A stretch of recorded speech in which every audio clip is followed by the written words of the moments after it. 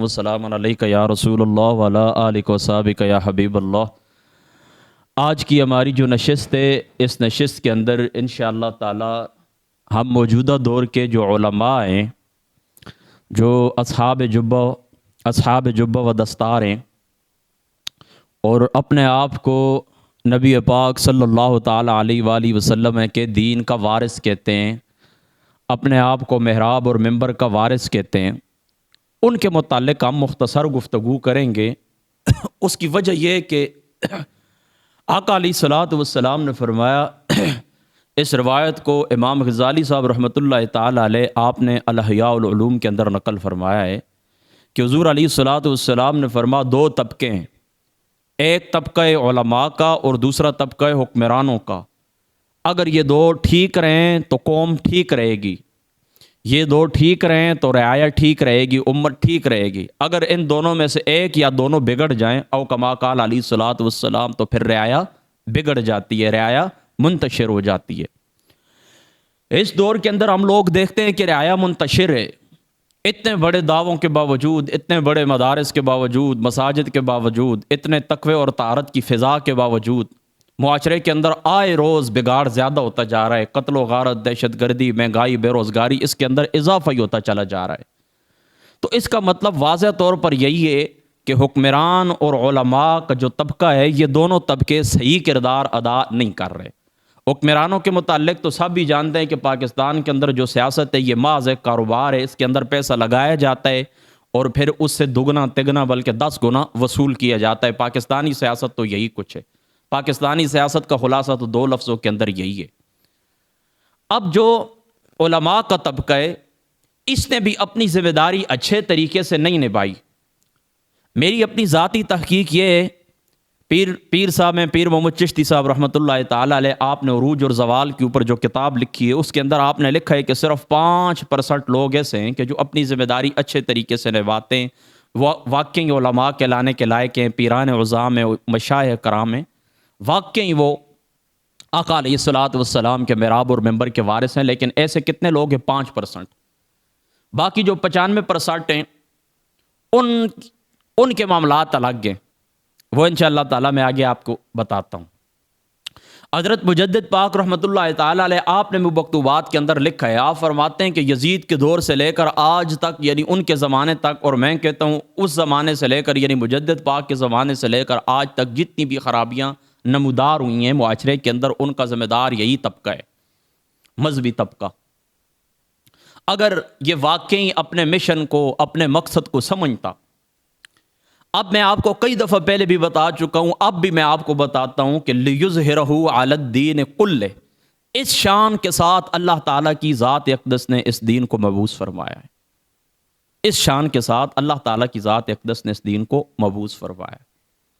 तो अब एक मोमिन मुसलमान की ज़िम्मेदारी क्या है? अन अकीमुद्दीन वला तफ़र्रक़ू फ़ीह, इस दीन को कायम करना, इस दीन को तमाम अदियान के ऊपर गालिब करना। और ये दीन तमाम अदियान के ऊपर गालिब किस सूरत के अंदर होगा कि जिस वक्त ये बहैसियत निज़ाम, बहैसियत सियासत, बहैसियत सियासी निज़ाम ये दीन राइज होगा, ये दीन तख्त के ऊपर आएगा, निज़ाम खिलाफत कायम होगा।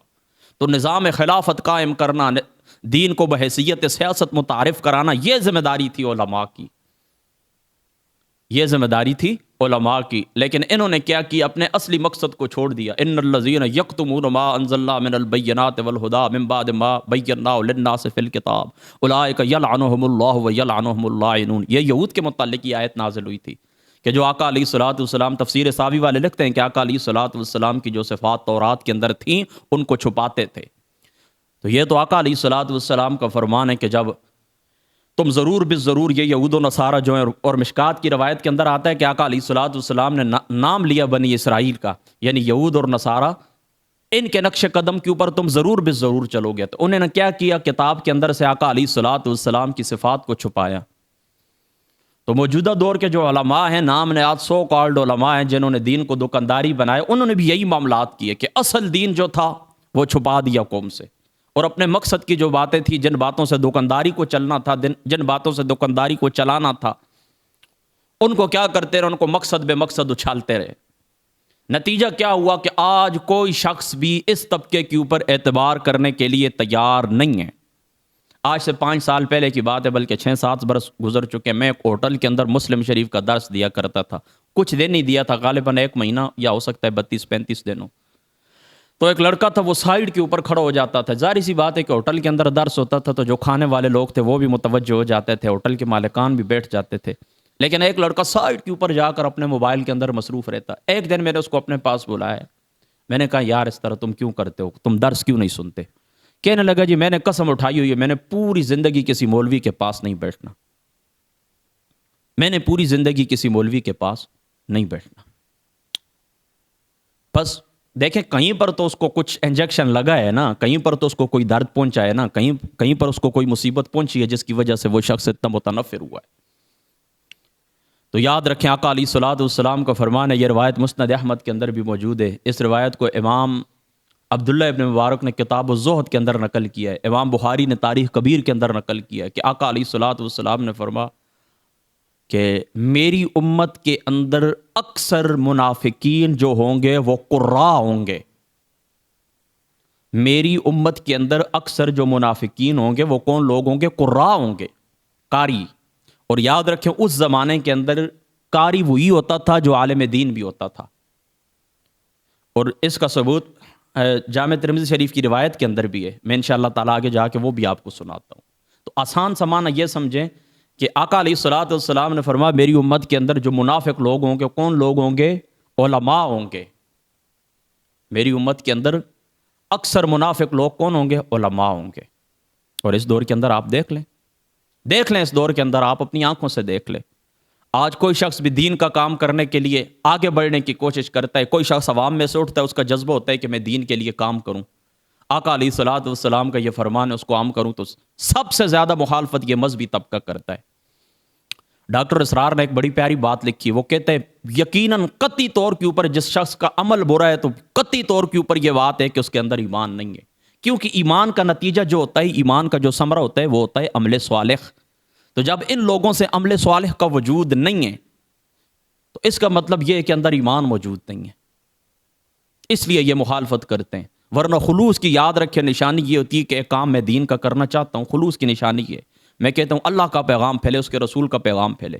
تو مجھ سے ایک کم تر حیثیت کا آدمی اٹھ کے بازار میں سے کھڑا ہو جاتا ہے، وہ اس کام کو کرتا ہے اور مجھ سے اچھے انداز میں کرتا ہے. یہ تو آقا علیہ الصلوۃ والسلام کا فرمان ہے. مسلم کے الفاظ ہیں کہ اللہ تعالیٰ کی ذات اقدس چاہے تو فاسق فاجر سے بھی دین کا کام لے لے.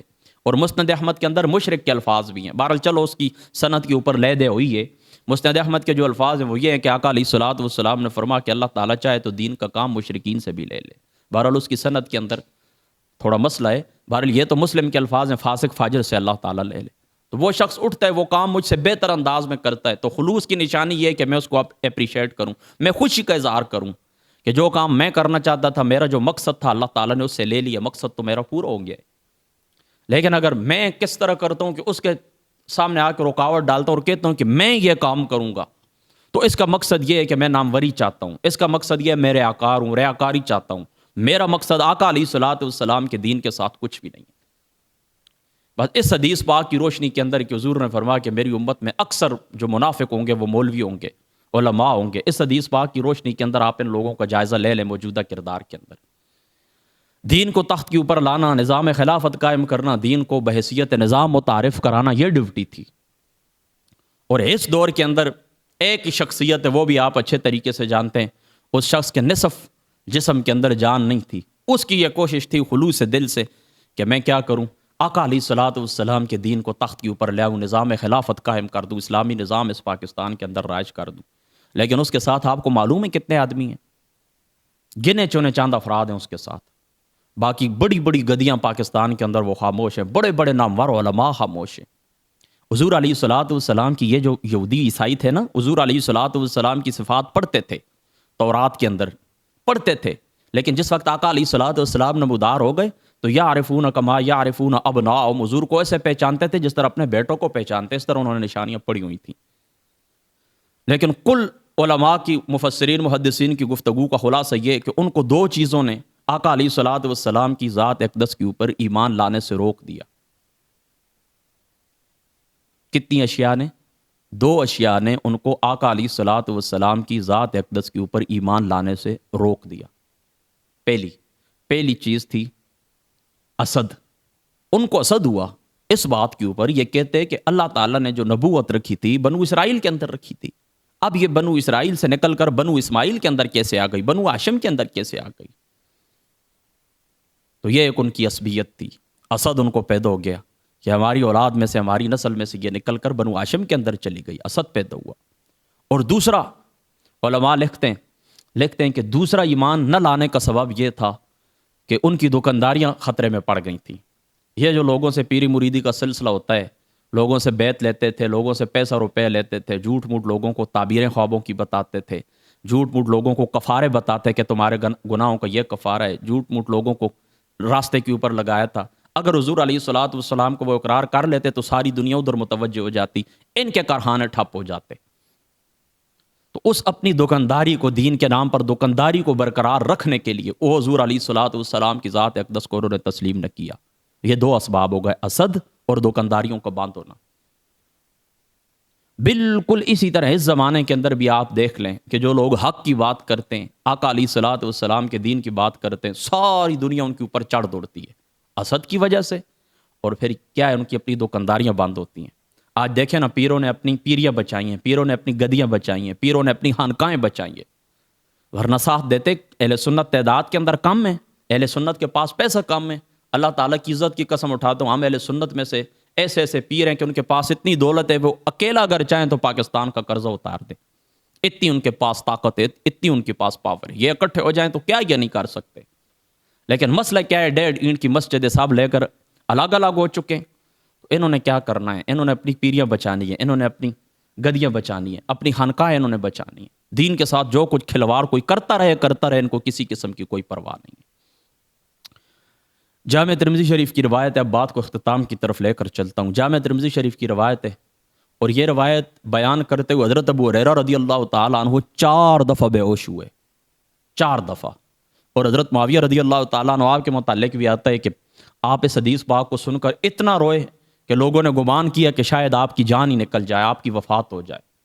اتنا روتے رہے وہ حدیث پاک کیا ہے، لمبی ہے، میں اس کے اوپر 5-7 منٹ خرچ ہو جائیں گے. میں مختصراً آپ کو بتاتا ہوں. جامع ترمذی شریف کتاب الزہد کے اندر موجود ہے کہ آقا علیہ الصلوۃ والسلام نے فرمایا قیامت والے دن سب سے پہلے جو جہنم کا ایندھن ہوں گے، جہنم سے جن کو سلگایا جائے گا، وہ 3 افراد ہوں گے. ان میں سب سے پہلا مولوی، عالم دین، قاری، اور دوسرا پھر شہید، اور تیسرا مالدار.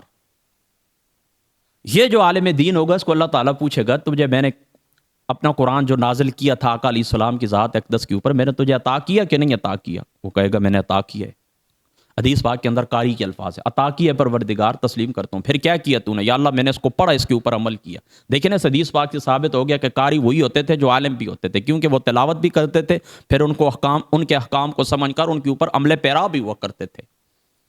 تو اس دور کے قاری جو تھے وہ علماء تھے، اور علماء جو تھے وہ قاری تھے. یہ دونوں ایک دوسرے کے ساتھ ہوتے تھے، لازم اور ملزوم ہوتے تھے. یہ تو بعد کے زمانے کے اندر قرات کا جو شعبہ ہے وہ الگ ہو گیا. اس زمانے کے اندر قرات کا شعبہ علم سے، علوم دینیہ سے الگ نہیں تھا. اور یہ حدیث پاک گواہ ہے اس بات کی کہ وہ کہتا ہے یا اللہ میں نے اس کو پڑھا، میں نے اس کے اوپر عمل کیا ہے، لوگوں کو سنا. اللہ تعالیٰ فرمایا نہیں، تو نے اس لیے قرآن پڑھا، اس لیے عمل کیا کہ تجھے متقی، پرہیزگار، قاری وغیرہ وغیرہ کہا جائے. یہ حدیث پاک کا خلاصہ ہے. تو پھر اللہ تعالیٰ کی ذات اقدس حکم دے گے کہ اس کو پھینک دو جہنم کے اندر. تو دوستو، یہ ان مولویوں کی حقیقت، یہ ان پیروں کی حقیقت، یہ ان مشائخ عظام کی حقیقت. ان کا آپ جائزہ لیں تو آپ کو تقریباً ان کے 3 طبقے نظر آئیں گے. ایک طبقہ تو وہ ہے کہ جس نے مکمل طریقے سے دین کو روٹی بنا لیا ہے. وہ بچوں سے وظیفے منگواتے ہیں، دین کے نام کے اوپر بچوں کو پڑھاتے ہیں، الف با تا سا پڑھاتے ہیں، پھر گاؤں میں ان کو پھیلا دیتے ہیں کہ جاؤ بیٹا روٹیاں مانگ کے لاؤ. وہ روٹیاں مانگ کے لاتے ہیں، پھر چند روٹیاں بچے کھاتے ہیں، باقی جو روٹیاں بچ جاتی ہیں ان کو خشک کر کے ٹکڑے کر کے تول کر بیچ دیتے ہیں. یہ ان کا مشن ہے. وہ لوگوں کو کہتے ہیں آؤ مزاربت کے نام کے اوپر ہمیں روپے دیں، ہمیں پیسے دیں، ہم کاروبار کریں گے آپ کے لیے. تو لوگوں نے ان کی داڑیاں جبے کبے دیکھ کر ان کے اوپر اعتبار کیا، ان کو روپے دیے، اور لاکھوں کروڑوں نہیں اربوں روپے دیے، اکٹھے کیے، چلے گئے، پتہ ہی نہیں آج تک کہاں چلے گئے. آج لوگ ان کو گالیاں دیتے. کئی بیوہ عورتوں کو میں نے سنا ہے وہ ان کو گالیاں دیتی ہیں، ان کو بددعائیں دیتی ہیں اللہ ان کو تباہ کرے. کئی لوگوں کو میں نے یہ سنا ہے کہ اس کا نام دین ہے تو ہم یہودی اچھے ہیں. جس طرح وہ یاد ہے نا لال مسجد کا آپریشن ہوا تو باہر لوگ کہتے تھے اگر یہ جو دین کا نقشہ تم پیش کر رہے ہو اس سے ہم یہودی اچھے ہیں. بالکل اسی طرح جس وقت یہ مولوی پیسے لے کر چلے گئے تھے تو کئی خواتین کو میں نے سنا کہتی ہیں یہودیت اچھی ہے اگر یہ اسلام اس چیز کا نام ہے تو ایک طبقہ تو یہ ہے. اور دوسرا طبقہ میں نے آپ کو پہلے بتا دیا کہ انہوں نے اپنی دکانداریاں بچائیں. انہوں نے کہا ہماری پیری مریدی ختم ہو جائے گی اگر ہم حق بات کریں گے, یا حق بولنے والا جو بندہ ہے وہ ساتھ ہم اگر اس کا دیں گے تو کیا ہوگا, ہماری جو یہ مرید ہیں اس طرف چلے جائیں گے, ہمارا کھانا پینا بند ہو جائے گا. یہ دو طبقے ہیں. اور تیسرا طبقہ کیا ہے؟ تیسرے طبقے نے زیادہ قال اللہ قال رسول مسجد مدارس کے اندر بیٹھ کر اس کو اہم سمجھائے. وہ کہتے ہیں یہ کام زیادہ اہم ہے, جبکہ ان کو یہ بات معلوم نہیں ہے کہ دین کو پھیلایا تب جائے گا کہ جب دین بچے گا. جب دین بچ ہی نہیں سکتا, دین بچتا ہی نہیں ہے تو آپ پھیلائیں گے کیا؟ آج بھی امریکہ کے اندر جائیں نا, یورپین ممالک کے اندر جائیں, جن یورپین ممالک کے اندر تم کہتے ہو کہ یہ لوگ بیرا روی کا شکار ہیں, اللہ تعالیٰ کی قسم اٹھاتا ہوں وہاں پر نہ جھوٹ ہے, نہ فریب ہے, نہ وہاں پر دہشت گردی ہے, نہ وہاں پر مہنگائی ہے, نہ وہاں پر لا قانونیت ہے, کچھ بھی نہیں ہے. صرف ان کو لباس کو دیکھ کر آپ لوگ کہتے ہیں یہ بیرا روی کا شکار ہے, حرام اسلام کے اوپر عملے پیرا ہے. کون سا ایسا گناہ ہے جو ہمارے معاشرے کے اندر نہیں پایا جاتا؟ دہشت گردی یہاں پر ہے, لا قانونیت یہاں پر ہے, بے روزگاری یہاں پر ہے, بدماشیاں یہاں پر ہیں, غنڈہ گردی یہاں کے اوپر ہے, بے روزگاری یہاں پر ہے, جھوٹ فریب غنڈہ گردی دو نمبری یہاں پر ہے. بیرا روی کا شکار تو ہم ہیں. ان لوگوں کو آپ کس منہ سے کہتے ہیں کہ آپ بیرا روی کا شکار ہیں؟ صرف ایک لباس کو دیکھ کر کے آپ جو یہ جو جبہ کبہ اوپر پہن لیتے ہیں اس کی وجہ سے آپ کہتے ہیں. حیا کرنی چاہیے آپ کو. تو میں بات یہ کر رہا تھا ان لوگوں کو جو تکلیف ہے نظام سے تکلیف ہے, آپ کے دین سے آپ کے مذہب سے ان کو کوئی تکلیف نہیں. یاد رکھیں نیکی کو دوسرے لوگ اس وقت تک جاگیردار سرمایہ دار بڑے لوگ نیکی کو اس وقت تک برداشت کرتے ہیں جب تک وہ نیکی ان کے نظام کے اوپر زد نہ ڈالے. کوئی نیکی جس وقت ان کے نظام کے اگینسٹ جائے گی وہ اس کے مخالف ہو جائیں گے. آپ نماز پڑھیں ان کو کیا تکلیف ہے, آپ روزہ رکھیں ان کو کیا تکلیف ہے. نمازوں کے لیے روزوں کے لیے انہوں نے آپ کو جگہ دی ہوئی ہے, کروڑوں اربوں روپے کی زمینیں آپ کے نام کے اوپر انہوں نے وقف کی ہیں, وہاں پر مسلمانوں نے مساجد بنائی ہیں. ان ممالک کے اندر یورپین کنٹریز کے اندر مساجد بنائی ہیں, وہاں پر مدارس بنائے, قال اللہ قال رسول کرتے ہیں, دین کی تبلیغ کرتے ہیں, لوگ مسلمان ہوتے ہیں. کبھی بھی انہوں نے نفرت کا اظہار نہیں کیا, کبھی بھی انہوں نے رکاوٹ نہیں ڈالی. ان کو نفرت ہے تو پولیٹیکل اسلام سے, سیاسی اسلام سے. وہ کہتے ہیں نظام ہمارا ہوگا, مذہب بے شک تمہارا چلنا چاہیے, تمہارے مذہب سے ہمیں کوئی تکلیف نہیں ہے. تو آج جس وقت آپ نظام کی بات کرتے ہیں کہ نظام اسلام کا ہے, نظام صلاۃ سے نہیں, ان کو کوئی تکلیف ہے. نظام اسلام سے ان کو تکلیف ہے, نظام دین سے ان کو تکلیف ہے, اقامت دین سے ان کو تکلیف ہے. اور قرآن کے اندر اللہ تعالیٰ نے یہود و نصارہ کو کہہ دیا کہ اگر یہ جو تورات کے احکام ہیں اگر تم ان کو قائم نہ کرو تو تم کچھ چیز بھی نہیں ہو. تو جب وہ کچھ چیز بھی نہیں, اگر تورات کو قائم نہ کریں, ان کے احکام کو قائم نہ کریں, تو مجھے بتائیں ہم مسلمان قرآن کو قائم نہ کریں, دین کو قائم نہ کریں, تو ہم کیا شے باقی رہ جاتے ہیں؟ تو یاد رکھو ہماری جو ڈیوٹی ہے وہ ڈیوٹی کیا ہے؟ وہ ڈیوٹی ہے اقامت دین. آقا علیہ الصلوۃ والسلام کا دین پھیلانا, آقا علیہ الصلوۃ والسلام کے دین کو تخت کے اوپر لانا, نظام خلافت قائم کرنا, دین کو بحیثیت نظام متعارف کرانا, یہ تمہاری ڈیوٹی ہے. لیکن اس ڈیوٹی سے آنکھیں بند کر کے آج دیکھیں نا, میں ایک تن و تنہا اکیلا آدمی ہوں, میری اتنی شہرت بھی نہیں ہے, یہاں تک کہ اگر میں قسم بھی اٹھاؤں تو اٹھا سکتا ہوں کہ ہو سکتا ہے شاید گاؤں کے پورے لوگ بھی مجھے نہ جانتے ہوں, پورے لوگ گاؤں کے بھی مجھے نہ جانتے ہوں. لیکن میرے بھی راستے کے اندر یہ لوگ رکاوٹیں کھڑی کرتے رہتے ہیں. کبھی بھی ایک جملہ سوشل میڈیا کے اوپر درجنوں علماء قرائے و زام اور وغیرہ وغیرہ خطباء میرے ساتھ موجود ہیں, میرے ساتھ چلتے ہیں, لیکن کبھی بھی انہوں نے کسی تقریر کے اوپر, کسی تحریر کے اوپر ایک جملہ تعریف کا نہیں لکھا, ایک جملہ تعریف کا نہیں لکھا. میں کیا تمہارا, میں اچار میں نے تمہارا ڈالنا ہے, تم میری قبر کے اندر آؤ گے, تم میری شفاعت کرو, میں تمہیں کیا کروں؟ اس لیے میں بھی ان کے ساتھ آنا جانا نہیں کرتا زیادہ. بس یہ میرے والد صاحب کی چھوٹی سی مسجد ہے, زیادہ سے میں یہاں پر ہوتا ہوں, اور کہیں پر دعوت ہوتی ہے خطاب وغیرہ کی تو چلا جاتا ہوں. کسی کو کبھی کہا نہیں ہے کہ آپ میرا پروگرام رکھیں, یہ کریں وہ کریں. کوئی خوشی سے دعوت دیتا ہے تو الحمدللہ اللہ تعالیٰ کے دین کا پیغام پھیلانے کی نیت سے چلا جاتا ہوں, نہیں تو نہ صحیح کوئی پرواہ بھی مجھے نہیں ہے. تو یہ لوگ اس قسم کے لوگ ہیں, کبھی ایک جملہ تعریف کا نہیں لکھا. اور پچھلے دنوں وہ جو ویڈیو وائرل ہوئی تھی حضرت معاویہ کے متعلق, تو اس میں کیا ہوا تھا؟ آپ طوفان بدتمیزی سوشل میڈیا کے اوپر برپا ہوا تھا, آپ نے دیکھا ہے. آج بھی اگر میں معمولی سے کہیں پر غلطی کروں گا, یہاں تک کہ ایک لفظ بھی اگر میں نے کسی حدیث پاک کا زیر زبر کی غلطی کی ہے, پھر دیکھنا کہ کیا ہوتا ہے. تو یہ ان لوگوں کی اوقات. اس لیے آقا علیہ الصلوۃ والسلام نے فرمایا میری امت میں اکثر جو مولوی ہوں گے کیا ہوں گے؟ منافق ہوں گے. تو میں آپ کو نصیحت یہ کرتا ہوں، میری آپ کو یہ برادرانہ نصیحت ہے کہ آپ لوگ فکر کریں، آپ لوگ سوچ و بچار کریں۔ اللہ تعالیٰ کی ذات اقدس نے آپ کو فقط اس لیے نہیں پیدا کیا کہ کھائیں پئیں، بچوں کے لیے روزگار پیدا کریں، ان کے لیے دولت جمع کریں، ان کی شادیاں کریں، پوتوں کی شادیاں کریں، پھر جا کر قبر کے اندر داخل ہو جائیں۔ یہ کام تو وہ دوسری جو مخلوق ہے، جو انسان نہیں ہے، وہ بھی کرتی ہے۔ آپ کو کسی مقصد کے لیے اللہ تعالیٰ نے پیدا کیا، اس مقصد کو سامنے رکھیں اور اس مقصد کے اوپر چلیں۔ وہ مقصد ہر وقت آپ کے سامنے ہونا چاہیے۔ چلو اب اذان کا ٹائم ہو چکا ہے، بس اتنی باتیں کافی ہیں۔